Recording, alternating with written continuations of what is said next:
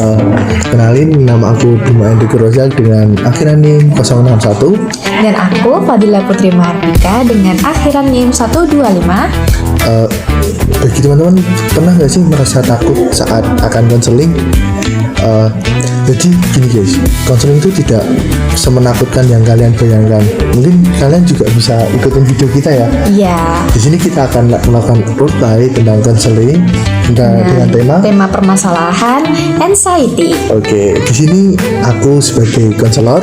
Dan aku sebagai konseling. Jadi ikuti keseruannya selanjutnya. Bye bye. Bye.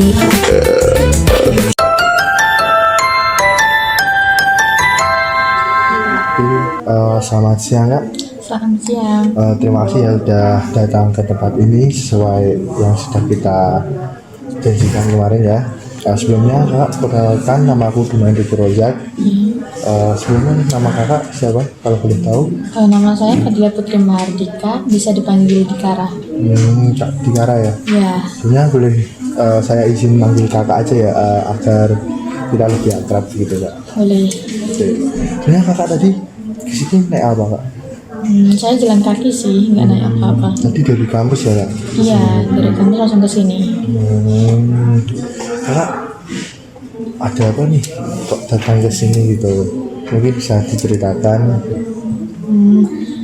Sebenarnya saya masih sebelum kesini saya masih itu ya bimbang gitu ya, maju mundur. Jadi sebenarnya kalau saya datang ini gimana ya, terus nanti kalau saya nggak datang nanti masalah saya nggak selesai dong gitu. Sebenarnya sih ada beberapa akhir-akhir ini yang berbeda dari saya gitu. Bedanya seperti apa sih kak? Bedanya tuh kayak kan contohnya nih kayak ada tugas atau apa gitu. Nah pas ada tugas saya tuh kayak kepikiran terus, kayak gelisah mulu, cemas mulu gitu. Berarti seperti pikiran yang terus menerus ya kak? Iya. Tugas itu. Benar. Kalau itu terjadi biasanya apa yang kakak rasakan? Nah, apa yang saya rasakan tuh biasanya kayak cemas, gelisah, terus kayak sesuatu, apalagi itu juga mempengaruhi di fisik saya. Nah, biasanya kalau kayak gitu saya bisa muntah, asam lambungnya kambuh, apalagi saya sering pusing akhir-akhir ini. Berarti itu sangat membuat kakak tidak nyaman ya? Iya. Kapan sih perasaan itu terjadi sih kak? Akhir-akhir ini mungkin sekitar 1-2 bulan. Apa yang kakak biasa lakukan sih ketika itu terjadi? Mungkin kayak perlindungan dari kakak sendiri. Sebenarnya belum ada sih ya. Saya seringnya akhir-akhir ini itu kan dulu saya mondok ya. Kalau pertahanan diri saya dulu tuh suka nulis-nulis cerita gitu, nulis cerpen, terus buat puisi kayak gitu. Nah kalau saya sekarang pertahanan diri saya atau pelampiasan saya tuh dengerin musik gitu. Jadi saya sering pakai headphone buat dengerin musik. Pakai headphone ya? Ya. Apakah itu membantu kakak? Enggak sih sebenarnya, cuma kayak pengalihan aja gitu. Pengalihan ya kak? Iya. Terus apa lagi nih yang kakak rasakan selain itu tadi? Rumit sih kalau mau dijelasin. Kayak gimana ya, saya pernah kadang tuh sering nangis tiba-tiba. Nah sering nangisnya tuh gimana ya, kayak mood swing gitu loh. Saya pertama biasa aja, tapi tiba-tiba ada tuh nggak ada angin, nggak ada hujan, tiba-tiba saya ngerasa kayak kok ada sesuatu yang harus saya tangisi gitu loh. Kayak tubuh tuh kayak bilang kamu tuh harus nangis gitu loh, tapi saya tuh nggak tahu nangis tuh karena apa gitu. Gitu ya kak? Ya. Berarti suasana emosi kakak itu masih belum stabil ya, belum stabil ya sudah itu ya kak? Iya, apalagi itu sering kejadiannya malam hari. Itu bagaimana kegiatan kakak sehari-hari saat kuliah mungkin? apakah itu masih mengganggu juga? Sangat mengganggu bagi saya, apalagi itu kan juga mempengaruhi ke fisik kan. Nah itu bikin saya kayak apa ya, bener-bener kayak nggak tenang gitu loh, dari cemasnya, dari rasa gelisahnya. Nah apalagi tuh saya pernah sesek itu, jantung berdebar-debar, sesek, mual, terus sampai muntah-muntah gitu. Kalau juga ya, Iya. itu sudah sampai ke fisik juga ya. Kakak gimana sih? Aku pengen juga tahu gimana hubungan kakak dengan orang tua kakak atau dengan teman terdekat kakak. Kalau dari orang tua ya, gimana ya cara jelasinnya ya, soalnya agak rumit. Dulu kan saya mondok. Nah, saya mondoknya 6 tahun dari MTS sampai MA. Nah, itu kan sebenarnya kalau dilihat saya itu kekurangan kasih sayang, sebenarnya enggak. Orang tua saya punya jalur sendiri gitu loh buat nyalurin kasih sayangnya. Tapi kan karena saya di pondok, kami LDR, jadi tuh nggak waktu kita untuk bersama kan nggak banyak tuh. Nah itu yang bikin gap antara kita, jarak antara saya dengan orang tua saya gitu. Jadi kalau ada sesuatu kayak gitu, kayak masalah mau cerita, saya tuh sering kepikiran, nanti kalau saya cerita nanti mereka bakal nerima apa enggak ya, mereka bakal ngejudge apa enggak gitu. Dan untuk teman, saya sebenarnya ada kasus pernah dibully sama teman-teman saya. Nah dari kasus itu saya malah mengalami trust issue gitu. Jadi ada kasus bullying dulunya Kak. Iya. Mungkin kakak kalau pas saat liburan nih pernah nggak mencoba untuk mengajak bicara oleh orang tua gitu atau cerita apa gimana gitu? Sebenarnya saya pernah, tapi saya kalau pas di pondok dulu ya, itu saya jarang kalau mau cerita, soalnya masih takut untuk kalau nanti dijudge akhirnya. Tapi pas saya udah lulus dari pondok, saya alhamdulillah udah terbuka. Tapi kalau terbukanya nggak terbuka banget, tapi kayak sering cerita aja, kayak Pak tadi saya habis jajan ini loh, kayak sering cerita gitu loh. Tapi kalau untuk cerita tentang masalah, saya masih maju mundur. Mungkin juga saat di pondok kakak punya teman dekat ya? Alhamdulillah ada satu. Punya teman.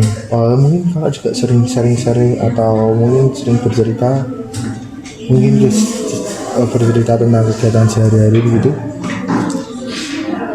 Kalau cerita sih, mungkin saya sebenarnya pengen cerita sama teman saya, tapi karena kita senasib ya, mondok juga kita ada gap sama orang tua juga, jadi kayak apa ya, saya takutnya malah membebani dia gitu. Makanya sering saya pendem. Berarti kakak sering memendam rasa itu ya? Iya. Kakak juga tadi merasakan halusinasi juga kan?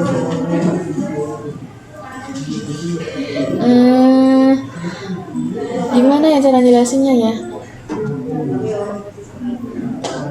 Halusinasinya tuh agak rumit, Mas. Soalnya tuh kayak takutnya nggak ada yang percaya ya.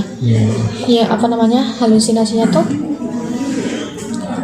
Contohnya ya, saya lagi duduk, tiba-tiba ada orang jalan. Nah dari situ saya kayak pas nengok, loh kok orangnya nggak ada gitu loh. Nah itu tuh kejadian kalau saya lagi sendirian gitu. Dan biasanya kejadiannya tuh kalau saya lagi ada masalah, kalau nggak lagi stresnya gitu loh. Nanti kejadian kayak saya sering halusinasi atau apa gitu. Jadi halusinasi itu terjadi ketika sendiri ya? Iya. Ketika kakak di tempat keramaian, apakah halusinasi itu tetap ada atau kadang-kadang ada atau gimana? Enggak sih, biasanya pas lagi sendiri aja. Lebih pas sendiri aja ya? Iya. Kalau dipikir-pikir sih Kak, apakah semua yang kakak pikirkan itu terjadi beneran atau hanya halusinasi? Kalau dipikir-pikir lagi ya, sebenarnya beneran terjadi apa yang saya cemaskan. Kebanyakan nggak terjadi mereka. Jadi jadi gini kak, itu hal yang sering terjadi pada kecemasan. Pikiran terasa sangat nyata meskipun belum tentu terjadi, seperti itu kak. Dan dari cerita kakak tadi, kamu mengalami gejala kecemasan. Jadi Ya, mengalami gejala kecemasan yang cukup intens, seperti itu. Seperti pikiran, emosi, dan tubuh kakak itu saling terhubung, gitu kak. Kakak pernah mencoba hal kayak menenangkan diri itu ketika saat cemas atau saat banyak pikiran gitu? nah itu salah satu masalah saya mas. Kalau lagi cemas kayak gitu saya sering bingung, saya harus ngelakuin apa gitu. Jadi gini kak, ketika kakak sedang cemas atau sedang overthinking itu kakak bisa melakukan seperti meditasi, tarik nafas, buang, tarik nafas 4 detik, buang, itu untuk merelaksasi otak kakak. Jadi ketika otak rileks itu akan meredakan overthinkingnya, seperti itu kak, atau cemasnya juga, gitu kak. Boleh deh besok ya kalau kambuh lagi saya bisa pakai anjuran apa mas. Tapi kalau itu nggak pengaruh gimana? Nah, itu juga ada di lain juga, seperti kakak juga harus menenang sih, kayak melawan pikiran kakak, overthinking kakak. Jadi kayak ini tuh nggak terjadi pada diri saya, itu hanya halusinasi. Terus itu stimulus positif itu perlu dilakukan karena agar kakak itu tidak berlarut-larut dalam overthinking itu, seperti itu. Jadi jangan langsung dipercayakan ketika kakak overthinking, seperti itu. Boleh deh. Tapi masalah saya selanjutnya tuh gimana ya? Saya kan kalau dari masalah ini saya jadi sering sendiri gitu, menyendiri. Itu gimana nanti? Sering menyendiri ya kak. Gini kak, sebaiknya kakak juga cari teman sih kak. Misalnya kakak punya teman di kampus ya, teman dekat di kampus. Jadi yang sebangku gitu. Belum kalau deket banget enggak, tapi kalau kenalan banyak. Mungkin kakak bisa mencari teman yang dekat sih. Ya, mungkin kakak bisa bercerita ke teman yang kakak percaya, menurut kakak itu sudah dipercaya oleh kakak, seperti itu. Cerita. Nah, dengan bercerita itu agar kakak tidak merasa sendirian, begitu. Tapi kalau seumpamanya trust isu saya kejadian lagi gimana? Itu harus dilawan kak. Jadi seperti yang saya katakan tadi, kakak harus melawan overthinking kakak. Apa yang kakak pikirkan itu belum tentu terjadi gitu loh di saat ini. Itu kakak harus bisa melawan itu. Jadi kakak jangan terlalu berlarut-larut dalam overthinking itu. Kakak juga harus bangkit untuk menjadi yang lebih baik lagi, seperti itu. Oh iya.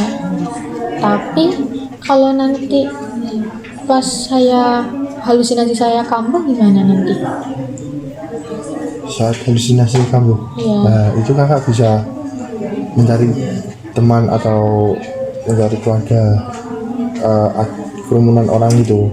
Jadi kan itu biasanya kambuh saat kakak sendiri ya. Ya. Itu kakak bisa mencari, mungkin kalau di rumah ada ayah atau ibu atau ada keluarga gitu, kakak bisa mendekat, kayak nanti ngajak ngobrol. Mungkin dari obrolan itu nanti lama-kelamaan halusinasi itu juga akan hilang, seperti itu.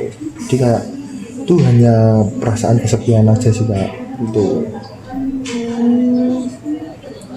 Tapi sebenarnya saya tuh ngerasa gini loh. Saya tuh kayak dari apa yang saya rasakan, apa yang terjadi di diri saya itu tuh kayak, jadi saya tuh menyimpulkan kayaknya kok aku jadi orang aneh ya gitu loh. Kayak sebenarnya saya tuh sendirian nggak sih kayak gini gitu loh. Sebenarnya sebenarnya tuh kakak tuh nggak sendiri kan. Mungkin kakak cuman kurang terbuka aja ke teman-teman, jadi ya banyak teman-teman yang memperhatikan kakak, cuman kakak masih ada trust issue tadi, akhirnya kakak lebih menutup diri seperti itu. Nah itu alangkah baiknya kakak lebih terbuka lah sama teman-teman, mungkin kayak nanya tugas, nanya oh kamu mau kemana, mau nongkrong ikut dong atau gimana gitu. Berarti saya harus bangun relasi gitu ya? Ya, Berusaha untuk membangun relasi. membangun relasi yang lebih intens seperti itu. Jadi agar kakak tuh tidak merasa kesepian seperti itu Kak.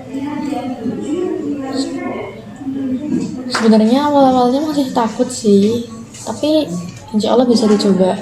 Ya dicoba dulu ya.